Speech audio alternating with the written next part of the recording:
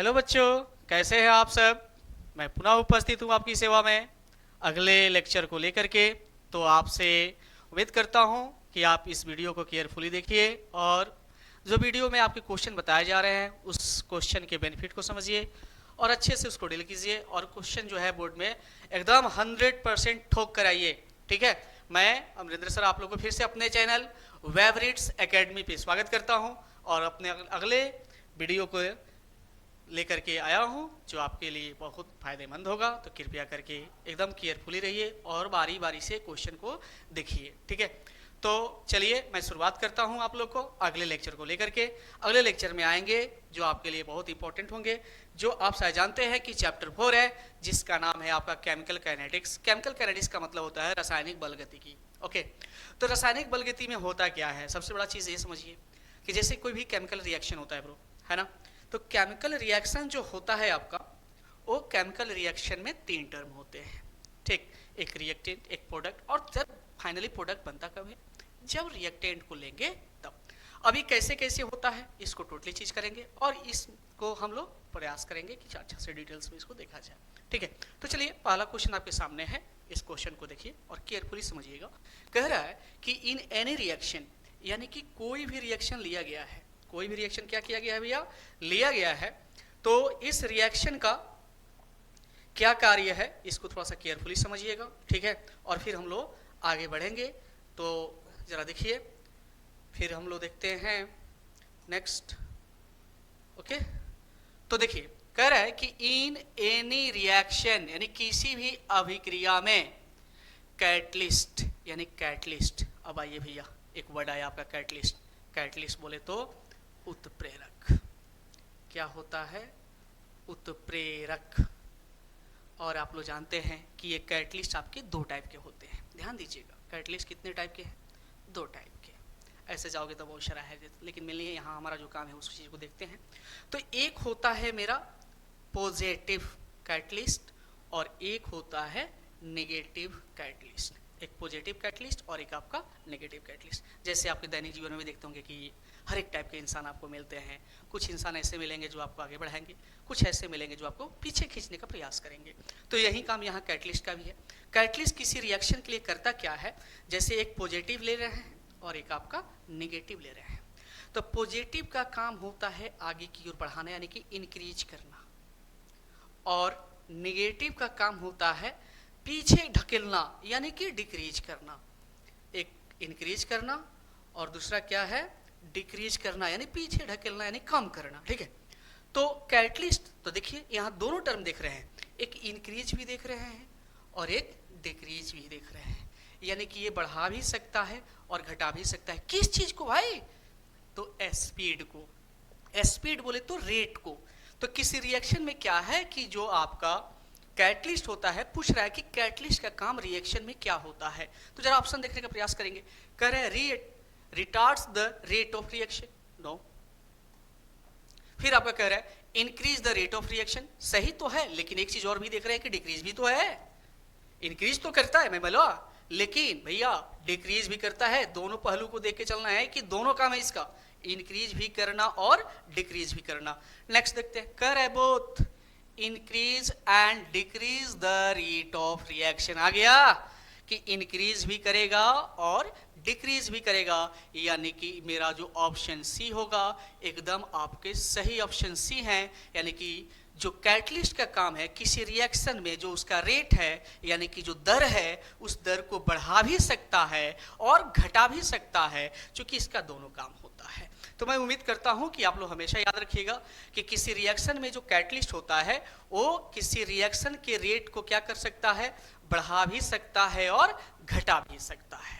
Okay. तो इसको थोड़ा सा देख लीजिए कि रिएक्शन में कैटलिस्ट का मेन वर्क है कि वो इंक्रीज भी कर सकता है रेट को और डिक्रीज भी कर सकता है, यानी कि रेट को बढ़ा भी सकता है और घटा भी सकता है। ये कैटलिस्ट का काम है। किसका काम है, कैटलिस्ट का। नेक्स्ट आइए, नेक्स्ट क्वेश्चन आपके सामने है। कह रहा है कि if the rate of reaction is expressed by this term. ठीक है। तो हमसे पूछ रहा है the order of reaction will be, the order of reaction will be. अब जरा देखिए ऑर्डर ऑफ रिएक्शन हमसे पूछ रहा है और हमारे पास रेट दिया हुआ है। रेट क्या है कि कंसंट्रेशन ए का पावर 1 और कंसंट्रेशन बी, ठीक है, ये दिया हुआ है और पूछ रहा है हमसे कि इसका ऑर्डर क्या होगा। तो याद कीजिए, ऑर्डर ऑफ रिएक्शन जब भी कहते हैं तो कहते हैं किसी रेट इक्वेशन में जो रिएक्टेंट के कंसंट्रेशन का पावर होता है, रिएक्टेंट में कंसंट्रेशन का क्या होता है भैया, पावर, उस पावर को जोड़ते हैं तो ऑर्डर ऑफ रिएक्शन हमको फाइंड होता है। क्या फाइंड होता है, ऑर्डर ऑफ रिएक्शन। ठीक है, इस क्वेश्चन में कुछ मिस किया गया है, उसको थोड़ा सा केयरफुली देखिएगा। क्वेश्चन में मिस ये है कि यहाँ b का पावर 2 दिया हुआ है। b का पावर क्या होता है, 2।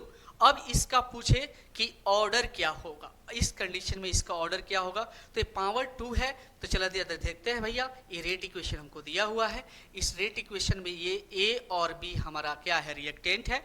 a का पावर 1 है, a का पावर 1 है और b का पावर 2 है, दोनों को ऐड कर लीजिए, कितना आ जाएगा, 3। अब देखेंगे कि आखिर कौन सा ऑप्शन है जिसमें हमारा 3 दिया हुआ है, तो देख लीजिए ये 2 यानी नहीं है, 3 ये मिल गया ना, यानी कि ऑर्डर जो हमारा रेट इक्वेशन दिया गया है उस रेट इक्वेशन से ऑर्डर ऑफ रिएक्शन कितने होंगे, 3 होंगे। ऑर्डर ऑफ रिएक्शन कितने होंगे, 3 होंगे। तो बस कुछ नहीं करना है, जब भी ऑर्डर ऑफ रिएक्शन दे पहले रेट एक्सप्रेशन को देखिए, रेट इक्वेशन को देखिए और रेट इक्वेशन देखने के बाद जो कंसंट्रेशन का पावर है उसको क्या कीजिए, जोड़ दीजिए और आप आसानी से उसको ऑर्डर ऑफ रिएक्शन को फाइंड कर लीजिए। नेक्स्ट क्वेश्चन देखते हैं हम लोग। नेक्स्ट क्वेश्चन कह रहा है कि the rate of zero order reaction a plus B से कोई प्रोडक्ट बन रहा है मेरा c। a प्लस बी से कोई प्रोडक्ट क्या बन रहा है मेरा c। इस कंडीशन में पूछ रहा है कि रेट ऑफ जीरो, यानी ये कौन से एक्सप्रेशन होगा जो जीरो ऑर्डर को शो करेगा, किसको शो करेगा, जीरो। तो भैया पहले देख लीजिए, ए में क्या दिया है, R इज इक्वल के कंसंट्रेशन ए का पावर 0 बी का पावर 0, 0 प्लस 0 0, यही ना जीरो ऑर्डर रिएक्शन, यानी कि ए ऑप्शन मेरा क्या है, सही है। पावर को जोड़िए, यहाँ जोड़ेंगे तो 1 हो रहा है, यहाँ भी 1 हो रहा है, लेकिन ऑप्शन ए को जो जोड़ रहे हैं तो हमको 0 मिल रहा है, यानी कि ऑप्शन ए जो हमारा एक्सप्रेशन है वो एक्सप्रेशन मेरा क्या है, सही है। चलिए इसको ध्यान रखना है भाई, कुछ नहीं, पावर जो है ना उसको ऐड करके देखना है, किसको देखना है, पावर को ऐड करके देखना है और इजिली फाइंड करना है। नेक्स्ट क्वेश्चन पे आइए। नेक्स्ट क्वेश्चन कह रहे हैं हमसे कि the minimum amount of energy required to convert मतलब बदलना, convert reactant molecule into product, यानी रिएक्टेंट से प्रोडक्ट, यानी कौन सा एनर्जी होता है भैया, इसको जरा ध्यान दीजिएगा। ठीक है, क्या है, इसको जरा ध्यान दीजिएगा। तो यहाँ पे सबसे पहले दिया है काइनेटिक एनर्जी, तो नहीं, फिर पोटेंशियल एनर्जी नहीं, एक होता है आपका एक्टिवेशन एनर्जी। एक्टिवेशन एनर्जी का मतलब होता है सक्रियण ऊर्जा। कौन सा ऊर्जा भैया, सक्रियण ऊर्जा। और सक्रियण ऊर्जा होता क्या है, तो कहता है कि यह एक ऐसा एनर्जी है जो किसी रिएक्टेंट मॉलिक्यूल को एक्टिवेट करता है, क्या करने के लिए, प्रोडक्ट बनाने के लिए। एक ऐसा एनर्जी है जो करता क्या है कि रिएक्टेंट मॉलिक्यूल को क्या करता है, एक्टिवेट करता है, यानी सक्रिय बनाता है प्रोडक्ट में चेंज होने के लिए। यानी कि मेरा जो एक्टिवेशन एनर्जी है ये मेरा क्या है, यही एक एनर्जी है जो क्या करेगा कि रिएक्टेंट मॉलिक्यूल को प्रोडक्ट में चेंज करेगा। तो ऑप्शन याद रखिएगा कि एक्टिवेशन एनर्जी से रिएक्टेंट जो है प्रोडक्ट में चेंज होगा। कौन सी एनर्जी से, एक्टिवेशन एनर्जी से रिएक्टेंट मेरा प्रोडक्ट में चेंज होगा। इसको ऑप्शन सी ध्यान में रखा जाएगा। ठीक है, अब नेक्स्ट क्वेश्चन आइए। Correct, for a reaction A + 2BC the rate is given by plus D concentration C by dt is equal K concentration AB, hence the order of the reaction is, यानी इस condition में इसका order of reaction क्या है। ठीक है, तो जरा ध्यान दीजिएगा, ऑर्डर ऑफ रिएक्शन कुछ नहीं कीजिए, दिया हुआ है कि A का पावर कुछ नहीं है, B का पावर कुछ नहीं है। इसको जरा केयरफुली समझिएगा कि आखिर ये मेरा ऑप्शन जाएगा कौन। तो इसका देखिए, ये हमको रिएक्शन दिया है, कोई फर्क नहीं पड़ने वाला है। यहाँ रेट देखेंगे, रेट के हिसाब से फाइंड करेंगे। तो इसका पावर 1 है, इसका भी पावर 1 है, पावर 1 1 जोड़ दीजिएगा, कितना आएगा भैया, जोड़िए आसानी से। तो 1 1 कितना होता है, 2, यानी ऑर्डर ऑफ रिएक्शन कितने होंगे हमारे, 2 होंगे। नेक्स्ट क्वेश्चन आपके सामने दिया हुआ है। Order of reaction is decided by, यानी कि ऑर्डर ऑफ रिएक्शन किस पे निर्भर करता है, किस से डिसाइड किया जाता है, कैसे होता है। ठीक है, तो सबसे पहले तो देखिए ऑर्डर ऑफ रिएक्शन, टेम्परेचर पे नो, मोलिकुलरिटी नो, चूँकि कुछ कंडीशन ऐसे भी आते हैं जहाँ पे मोलेकुलरिटी अलग होता है, ऑर्डर ऑफ रिएक्शन अलग होता है। तो जब मोलेकुलरिटी अलग, ऑर्डर ऑफ रिएक्शन अलग, तो उस टाइप के रिएक्शन को हम लोग बोलते हैं स्यूडो मोलेकुलर रिएक्शन। याद रखिएगा, क्या बोलते हैं? स्यूडो मोलेकुलर रिएक्शन, यानी कि ऑर्डर अलग होगा और मोलेकुलरिटी अलग होगा, तो उसको बोलते हैं हम लोग स्यूडो ऑर्डर। तो यानी कि यहाँ मोलेकुलरिटी पर डिपेंड करेगा नहीं। नेक्स्ट बच्चा आपका मैकेनिज्म ऑफ रिएक्शन और प्रेशर। तो प्रेशर पे इस पर कोई इफेक्ट नहीं है। तो मेनली हमारा जो है मैकेनिज्म ऑफ रिएक्शन क्या होता है, एक मैकेनिज्म ऑफ रिएक्शन पे हमारा ऑर्डर ऑफ रिएक्शन। चूंकि आप लोग जब पढ़े होंगे, स्वाभाविक सी बात है, एक वर्ड मिला होगा आरडीएस। आरडीएस का मतलब होता है रेट डिटरमाइनिंग स्टेप। क्या होता है? Rate determining step. ठीक है, रेट डिटरमाइनिंग स्टेप आपका दो टाइप के हैं, एक स्लो रिएक्शन, एक fast reaction. Slow, fast, moderate. Slow, fast, moderate होता है, इसको ध्यान दिया जाएगा। नेक्स्ट क्वेश्चन है आपका, कह रहा है the unit of second order reaction is rate constant R, यानी सेकेंड ऑर्डर का रेट कांस्टेंट का यूनिट क्या होगा। तो चलिए डेसीमीटर क्यूब, यानी जो लीटर है उसकी जगह पर यूज किया गया है पर मोल पर सेकेंड। तो इजिली सबसे पहला चीज कि यूनिट निकाला कैसे जाता है। तो आप लोग को याद है कि जब भी सेकेंड ऑर्डर रिएक्शन होगा तो पावर कितने आएंगे? 2 आएंगे। तो आर बराबर क्या होगा? के कंसंट्रेशन ए का पावर 2 होगा ना भैया। के कंसंट्रेशन ए का पावर 2 ऑर्डर ऑफ रिएक्शन। अब यहाँ से हमको के का फाइंड करना है, तो के इज इक्वल आराम से आर बाई कंसंट्रेशन ऑफ ए का पावर 2। कोई दिक्कत नहीं। आर का क्या यूनिट होता है? बोलिए जल्दी। रेट ऑफ रिएक्शन का क्या होता है? मोल पर लीटर पर सेकेंड बाय कंसंट्रेशन का मोल पर लीटर। मोल पर लीटर, इसका स्क्वायर कर लीजिए। इसे क्या करना है हमको? स्क्वायर, चूंकि नीचे स्क्वायर दिया हुआ है। अब कर लेंगे तो चेंज कर लीजिए इसको। नीचे से ऊपर जाएगा तो स्क्वायर है, तो ऊपर जाएगा तो पर मोल हो जाएगा। क्या हो जाएगा? पर मोल। दूसरा लीटर है, यहाँ लीटर स्क्वायर है, पर लीटर स्क्वायर, ऊपर जाएगा तो पॉजिटिव, तो सिर्फ लीटर बचेगा। पर मोल लीटर पर मोल बच्चा आपका।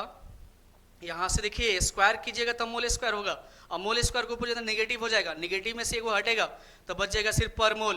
क्या बचेगा भैया? पर मोल।